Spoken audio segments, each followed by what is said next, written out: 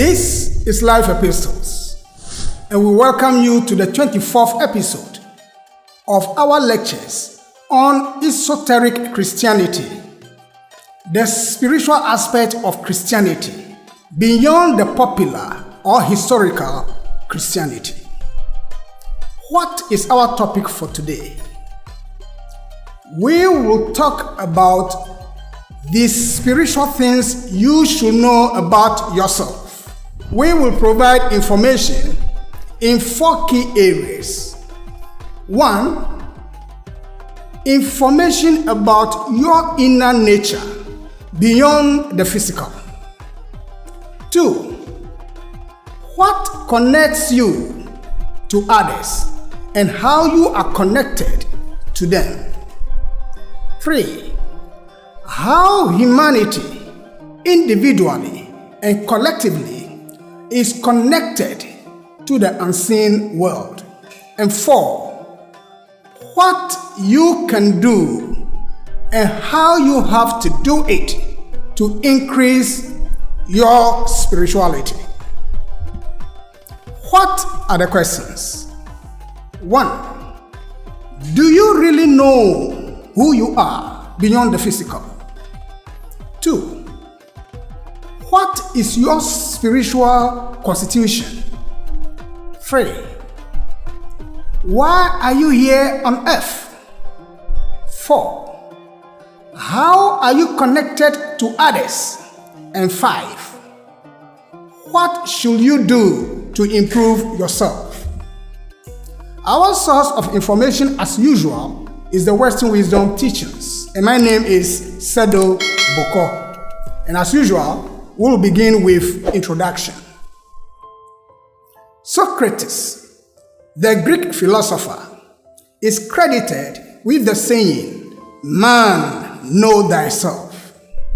This quotation is so important that it was written at the gate of Delphi, the oracle, the sanctuary, to remind worshippers. And many interpretations have been given to the saying. In this lecture, we are going to look at the spiritual connotation. Of course, the Bible does not directly give us a quotation like that, but there are areas in the Bible with similarities. And let us read from Romans chapter 12, verse 3, where it is written, "For I say, through the grace given unto me, to every man that is among you, not to think of himself more highly than he ought to think, but to think soberly, according as God has dealt to every man the measure of faith." Humanity has a job to do in this physical world. So it is a deviation, a complete deviation, for anybody to neglect that job by living a solitary life in quest of spiritual development. This earth planet, our physical home, is a school. We are born here to learn, gain experience, and develop our spiritual powers by first mastering the secrets of the 4 elements. This command to humanity is found in Genesis chapter 1, verse 27 and 28. We read, "So God created man in his own image. In the image of God created he him, male and female created he them. And God blessed them and said unto them, Be fruitful and multiply and replenish the earth, and subdue it, and have dominion over the fish of the sea, and over the fowl of the air, and over every living thing that moveth upon the earth." In this 4th stage of going through matter, human beings are working to master the chemical region of the physical world, and we are referring to the solid, liquid, and gas. They compose the chemical region of the physical world. We are molding them with our thought and imagination to build the factories, computers, AIs, aeroplanes, heavy machinery, and so on. The next level, humanity will master the ethers, and the ethers comprise of atoms of different grades. We are learning how to manipulate and transform raw resources of the earth and even that of the sun to meet our needs. Gradually, but surely, we will become creators in the future. Not in this slow and toilsome process of thinking it out as we do now.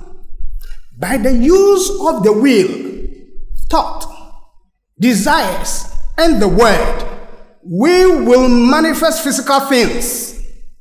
It will, however, take perhaps millions of years for humanity to reach that stage. As we said in our lecture number 22 and 23, humanity lost consciousness of the spiritual world in the etheric region of the physical world, otherwise called the Garden of Eden. Ever since our eyes became open to the external world, we have come to know the chemical region of the physical world as the only world there is. And our focus has been to make the best out of it, to meet our needs. So we toil from the cradle to the grave. In the process, some people become well-to-do. They have the material things that make life comfortable: power, money, popularity, worldly love, and what have you. Others are stuck in everyday struggles: what to eat, where to live, how to pay bills, and so on. Ironically, the rich who have the ways and means seems to be getting richer and the poor poorer. No matter your status, whether rich or poor, or even middle class, there is one thing that we need to know. That is, we are spirits living in flesh on earth to develop our godlike qualities. The purpose of life, therefore, is not about comfort, enjoyment, happiness, pain, or sorrow. That is never the purpose of life. It is about experience gathering, learning the everyday lessons to become a better person. Nobody is exempted from this learning process. Once you are on earth, you are never exempted. Who then are you? Are you just the physical body as you see yourself, or as people see you? We say on this platform that no, you are not just the physical body. The real you is spirit, that divine essence in you and I, in every human being, which makes us live and do all the things that we do, good or bad. In truth, every human being on earth is a spirit clothed in flesh or matter. The spirit is life, deathless.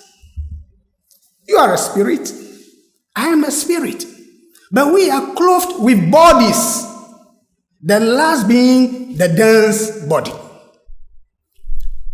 When we were in the spiritual world, before we took physical embodiment, we played a role in constructing the archetype of our dense bodies. You and I, we did that. Everybody here on earth constructed the archetype of the body the person wears now.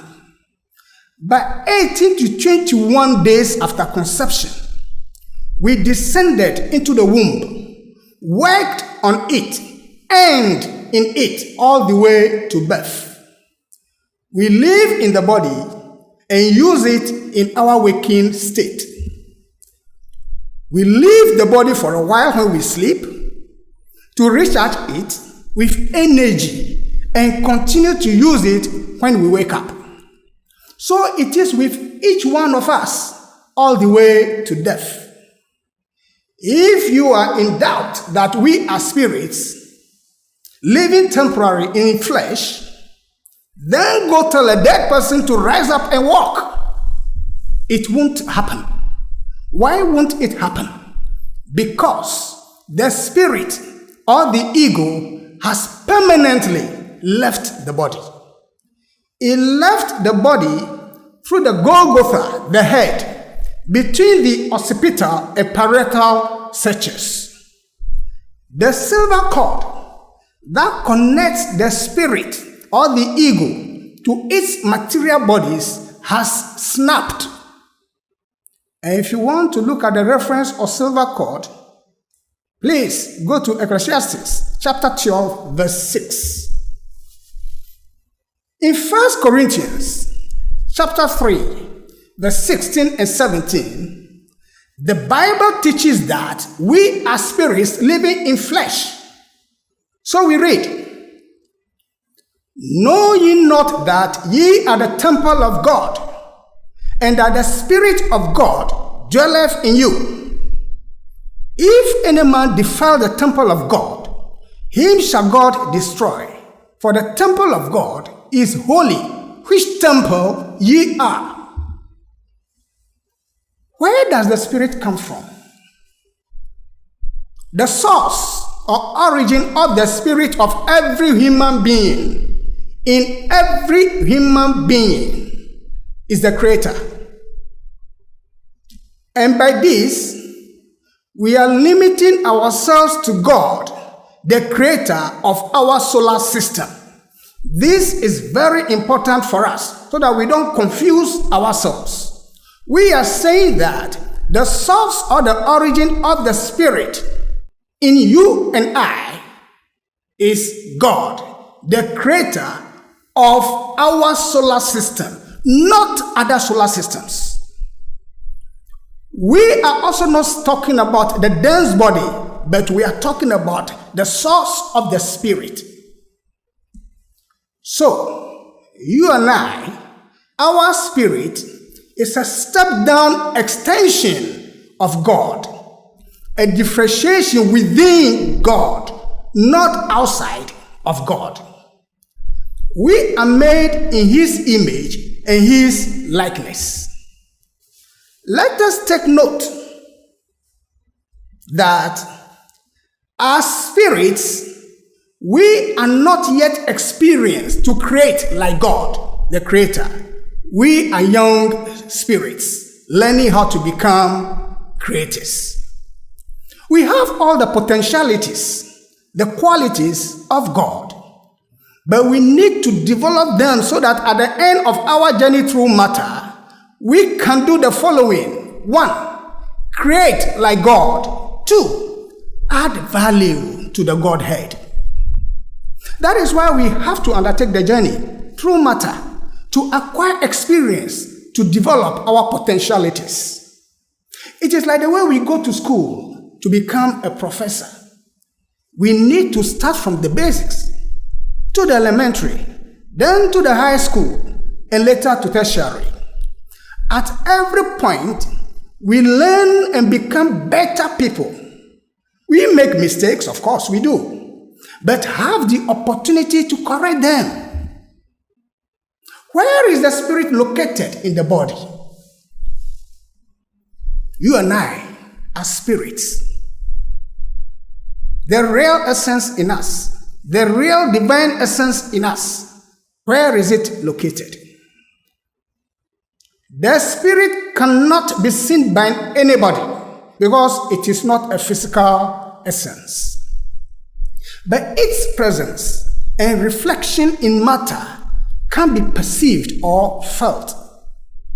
The spirit is of God, uncreated. The spirit has never been created because it is of God, pure, and for humanity, innocent and inexperienced at the beginning when it was differentiated in God to begin its journey through matter. Its 3 spiritual aspects were activated one after the other. First, the divine spirit was activated. Second, the life spirit was activated. And third, the human spirit was activated. These are all aspects of the one and only spirit called the Virgin Spirit at the beginning of its journey. It is like how a child is born, and biological changes take place one after the other in stages all the way to adulthood. So when we talk about the divine spirit aspect, the life spirit aspect, and the human spirit aspect, let us not think that they are three different things with different areas separate from one another. They are not. They are all put together. But one comes after the other, just like maturation of the child to adulthood. We cannot argue against the point that the changes that unfold in the child were inherently in him, each manifesting at the right time. So the child unfolds those aspects one after the other. All of them do not come out at the same time. It's what we are describing in respect of the spirit. The maturation of the three aspects, the divine spirit, the life spirit, and the human spirit, transforms the Virgin Spirit into the ego. That's why sometimes we mention on this platform spirit or ego. Actually, the Virgin Spirit is the pure and innocent spirit that has not even gotten its aspects activated. When those aspects are activated, the Virgin Spirit becomes the ego. And we are, humanity, our spiritual aspects have been activated. The three aspects, appear as light or color and can be perceived by only highly developed persons. We are talking about spiritual color, not physical one that we can use our naked eyes and see. There are spiritual colors. But let us talk about the primary colors, because the primary colors reflect physically the spiritual ones. Physically, the primary colors represent the following. Blue is for the divine spirit or the Father. Gold is for the life spirit or the Son, Christ. Red is for the Holy Spirit or Jehovah.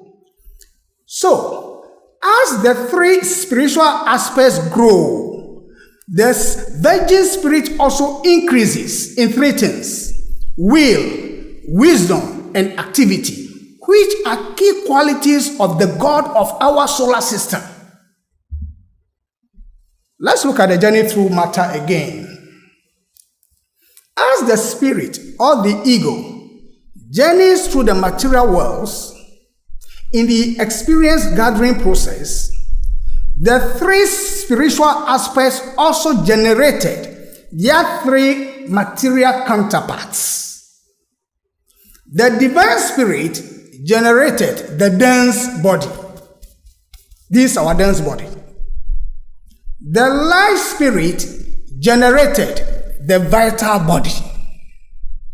And the human spirit generated the desired body. Then the mind was given as the link between the three spiritual aspects and the three material bodies. So, for every human being on earth, you and I, the spirit has and is using 7 faculties. That is what the spirit is using. 3 spiritual aspects, 3 material aspects, plus the mind. And the mind is the youngest to be unfolded. Without the link of mind, the spirit is disadvantaged in coordinating or directing or communicating with its material bodies in the material world, as well as assimilating its experience on earth. Let us take note. The bigger universe we see outside with our naked eyes and scientific instruments is built within and around each individual.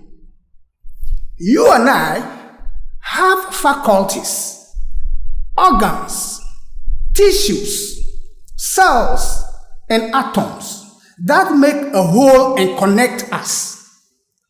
Each one of us has trillions of cells and octillions of atoms, and together we are linked to the earth and the God of our solar system, who is also linked to the bigger universe.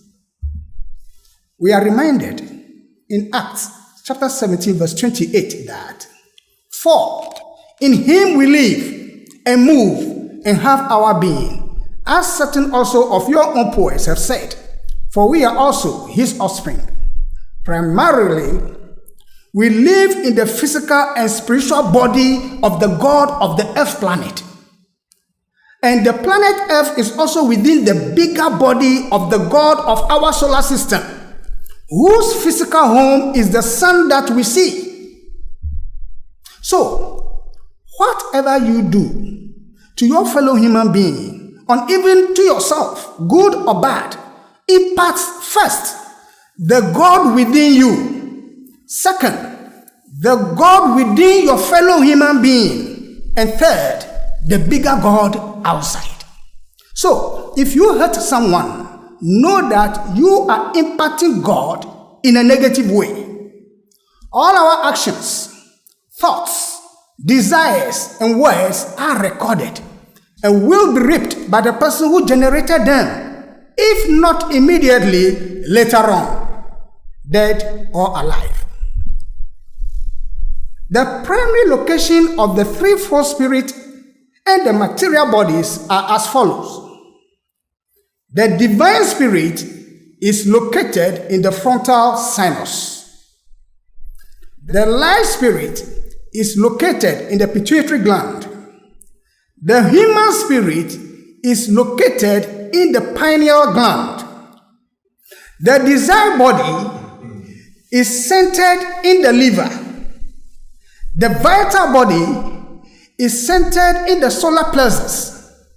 The dense body is centered in the heart. The mind is around the head like a formless cloud. Let us take note. The mind is not the halo. When we say that the mind is around the head like a formless cloud, it does not mean that the mind is the halo we see around holy people. No, there is a difference. The spirit or the ego operates in our aura, that electromagnetic field around every human being. It operates in the region of abstract thought, and this region is where all our ideas originate, good or bad, depending on who you are. Whatever happens in the physical world reflects like a mirror in the mind, which is below the region of abstract thought. The spirit or the ego becomes aware of these impacts from the external environment or within the body and initiates action or no action in response. And we talked into details about this in our lecture number 5, how the spirit functions in the human body. Our 5 senses are key to conveying information to the spirit or ego. That of taste, sight, smell, feeling, and hearing. Why are we here on earth? You and I, why are we here? The differentiated spirit of God in every human being is required to mature through experience gathering to become like God. That is our job. From ignorance to omniscience, from impotence to omnipotence. At every stage of the journey, one of the 7 faculties, the 3 spiritual aspects, the three material bodies, and the mind, one of them is emphasized for development. In this fourth stage, where humanity has reached, the priority is to use reason and logic to guide action. That is, we are required to develop the mind. There was a time in the past when emphasis was to develop desires and emotions. That was when humanity lived a jungle life, the survival of the fittest, just like in the animal world. Of course, there are people even today who still live by brute force without the high values of altruism, love, and the rest. If you want to be part of the next advanced people who will dominate the earth, use your mind, especially the abstract mind, and control your low desires and actions. We give a very important message now. In this fourth stage of the journey of humanity, through matter, you and I, our actions are required to nourish the threefold spirit. When we talk about the threefold spirit, we are talking about the spirit aspects of divine spirit, light spirit, and human spirit. Another word to use is threefold spirit. Good deeds increase the consciousness of the threefold spirit, but wrong actions do not. They must be expiated. There is an essence, there is something in good deeds which is spiritually extracted and assimilated by the spirit or the ego. This process is what is called in the olden days as alchemy. We do not see how the extraction is done with our naked eyes. Nonetheless, it happens and adds and strengthens the threefold spirit. As we go about our daily activities, each individual either increases or adds nothing to his or her threefold spirit, depending on what is done. What then are the things which strengthen the threefold spirit? Generally, they are the higher human values, the higher desires, unconditional love and altruism, to be caring and sharing, helpfulness, compassion, truthfulness, fairness, righteousness, peacemaking, benevolence, having sympathy, forgiveness, self-control, holiness, and spirituality. These are higher values which are extracted when we engage in them for the spirit to grow, to become mature. How about the things that do not add anything at all to the threefold spirit? And those negative things, those lower desires will have to be expiated. What are they? Coarse desires of materiality, greed, selfishness, being biased, telling lies, hatred, jealousy, stealing, deception, injustice, cheating. These are some of the things that don't add anything to the maturation of the spirit, to the growth and development of the spirit. The higher desires are the godlike qualities which we should cultivate. It is the higher desires that make us godlike, not the low desires. We develop them through good conduct in our everyday interaction with people, immediate family, friends, neighbors, co-workers, and so on. As we interact, people say or do things to us in many ways. We may like some, we may not like some at all. And how we react counts. Without these tests from people, without people telling their lies about you to see how you will react, we cannot develop our godlike qualities. So in a way, we should be thankful for those we think are doing evil against us. When we overcome what they do to us, which we perceive as evil, we grow, we mature.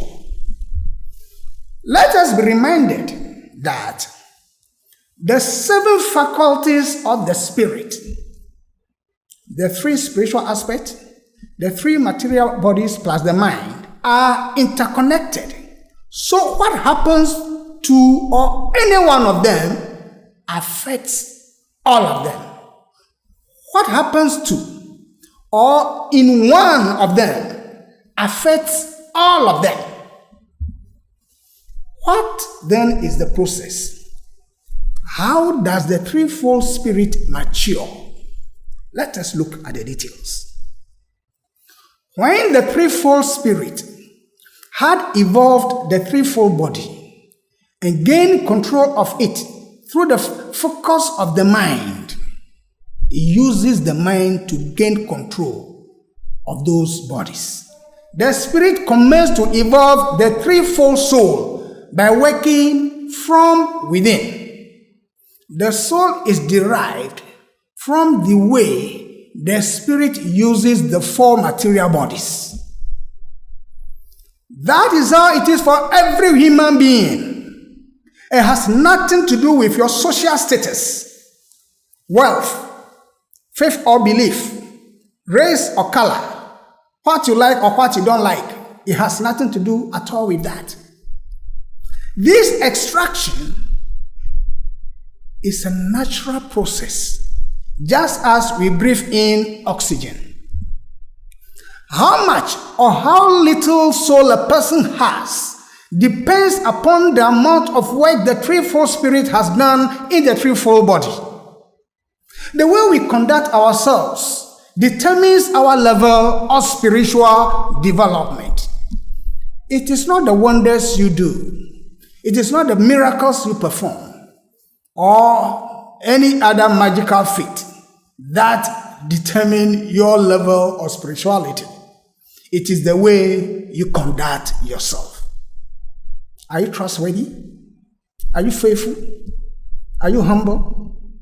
Those are some of the qualities, not the display of miracles. There are specific actions that impact each of the three spiritual aspects in the material bodies. And let us look at the examples. First, that of the divine spirit. And its pabulum, its food, so to say, is the conscious soul. Let's see how that happens.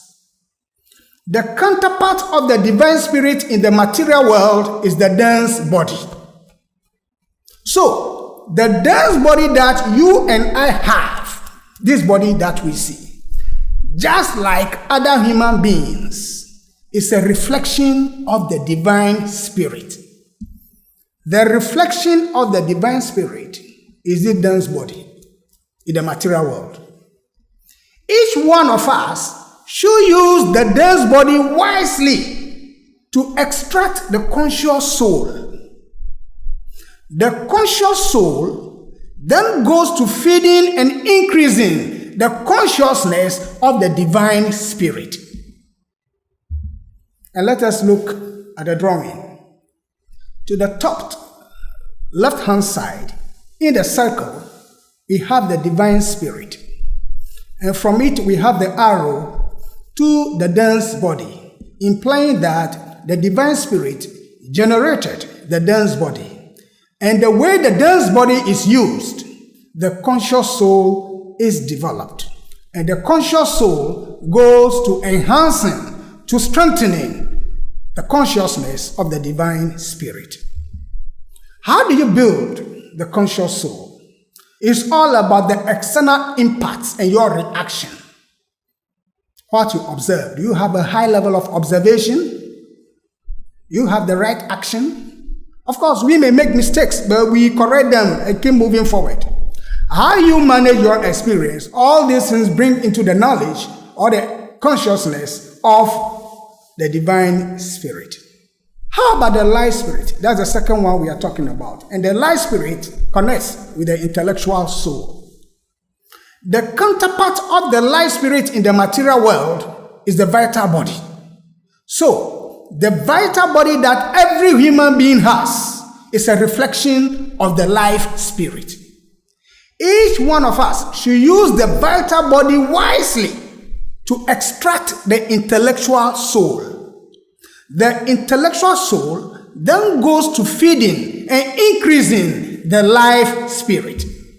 And we have the drawing here. The growth of the life spirit, the same I explained in terms of the chart. To the left-hand side, to the top, we have the life spirit in the circle. And it generates the vital body. And by the use of the vital body, the intellectual soul is extracted. The intellectual soul then feeds the life spirit, and that is depicted by that arrow that links the intellectual soul to the life spirit. How do you build the intellectual soul? Exercising memory of actions, improving upon your memory is key. The lessons you have learned and how wise you have applied those lessons. The fundamental principle is repetition. Repetition of good and noble things. They enhance the life spirit, or they help in building the intellectual soul. So, repeated experiences work to create memory. So, if there is a good thing that we are doing, let us say it's prayer. Let's keep praying, let's keep praying, let's keep praying. Repetition counts in enhancing the life spirit. The third one we're going to look at is the human spirit and the emotional soul. They work together. The counterpart of the human spirit in the material world is the desire body. So, the desire body that every human being has is a reflection of the human spirit. Each one of us should use the desire body wisely to extract the emotional soul. Then the emotional soul goes to feeding and increasing the human spirit. And once again, we show you the chart, the growth of the human spirit. To the top, we have the human spirit, and linked by the desire body, that is shown by the arrow, from the human spirit to the desire body. And the way we put our desire body to use, the emotional soul is extracted, and it goes to enhancing the human spirit, the consciousness of the human spirit. How do you build the emotional soul? How you direct or manage your feelings and emotions is critical to building the emotional soul. Will the wrong emotions drive you crazy and you do the wrong thing, or you will control those? Will you act or react without reasoning? You need to control your emotions. So, to be safer, focus on the higher desires of love, altruism, helpfulness, and what have you. How about the mind? The mind, as said before, is the focusing point for the spirit or the ego in the material world. Human beings have the mind. Animals don't have mind. Only human beings have mind. And its counterpart, the counterpart of the mind in the material world is the brain.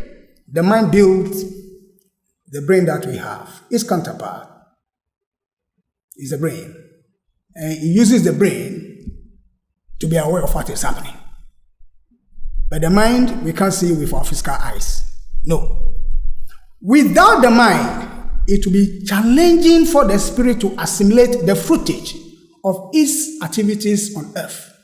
All the things that the spirit is doing on earth, without the mind, which is the way, it will be very, very challenging for the spirit to extract and assimilate what it has done, its experience in the material world. It is therefore important that we exercise and renew our mind. We need to renew our mind by pure, positive, and lofty thoughts. We can sharpen the mind through concentration, mathematics, reading, philosophy, and thinking in the abstract. And to sum it up, we have this chart. The chart is a summary of all that we have said, showing the tenfold constitution of you and I. This is how we are constituted. This is how we are made of, every human being. This is our physical and spiritual constitution. from the divine spirit to the light spirit to the human spirit, forming the threefold spirit. And then the material area, we have the dense body, the vital body, and the desired body. Both are linked by the mind. And how we use the threefold body, we extract the threefold soul, comprising the conscious soul, the intellectual soul, and the emotional soul. And they go to feeding the threefold spirit. Let us do some reflection here. So far, based on what we have said, we are hopeful that you can see that spiritual growth and development has nothing to do directly with your material possessions. It doesn't come in at all. Lands and buildings, cars, businesses, money, luxury and comfortable life, popularity and fame, power, command and control, poverty, suffering, pain and sorrow. Those things by themselves do not add anything to your spiritual growth. It's only the soul that can add to it. The ones that we have talked about. The conscious soul, the intellectual soul, and the emotional soul. They are the ones that promote your spiritual development. It is how you use the material things. We are not against material things on our platform. No, you need to have them. But it is how you use those material things that matters. The more wealth you have, the more the opportunity to help others. Where help is based on a well thought out philanthropy to uplift humanity, it may be a very great blessing and a means of growth for its possessor. But wealth should not be used to make people dependent on others. Rather, it should be used to build and make them to become self-reliant. If wealth is used for selfish purposes, especially oppression, it becomes more or less an unmitigated curse. Clearly, the person has missed the opportunity to serve others and will have to pay for that in the future. The smile you give somebody, even the smile you give somebody, the sound advice that you give somebody, the gratitude that you express, they all count. But service is not limited to wealth or monetary assistance. Service goes beyond that. How do you speed up soul growth? Because we have mentioned that the threefold soul goes to strengthening the consciousness of the threefold spirit. How do you speed that up? Overall, the threefold soul enhances the consciousness of the threefold spirit. Naturally, we fall asleep when the spirit comes out of the dense body with its higher bodies, namely the desire body and the mind. When the spirit comes out with those higher bodies, we fall asleep. No two ways about it. On coming out of the body, one of the first things the spirit does is to review its activities during the day. That is the natural process, which is gradual, involuntary, and unconsciously done in majority of humanity.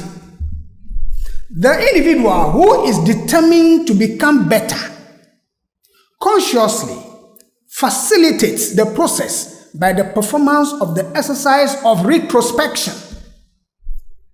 It is a review of the day's events before you sleep in the night, in reverse order, during which you blame yourself for wrong conduct and praise yourself for right conduct.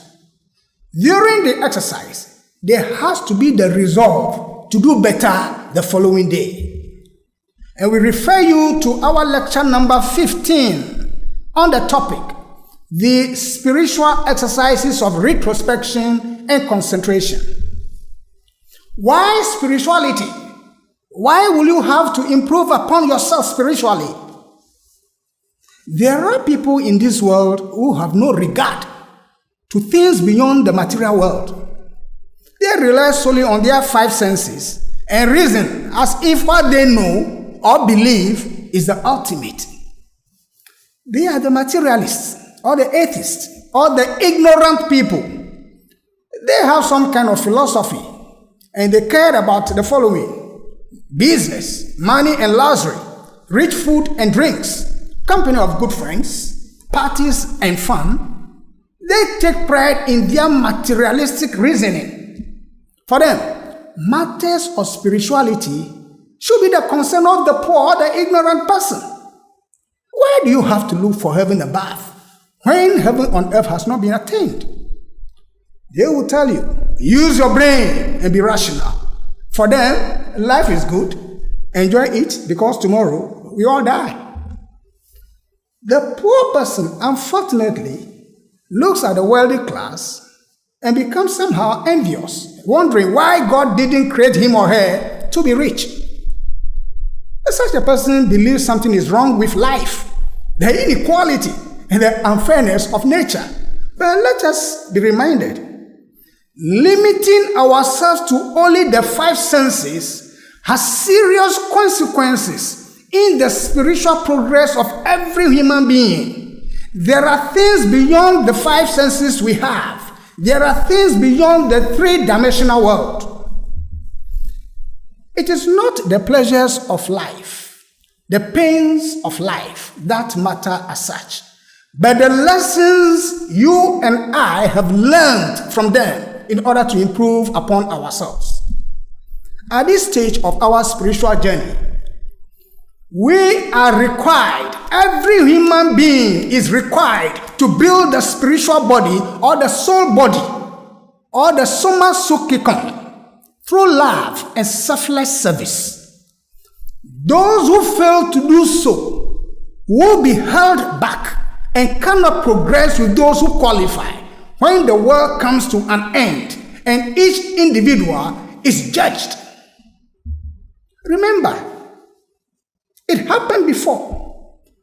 The world came to an end before.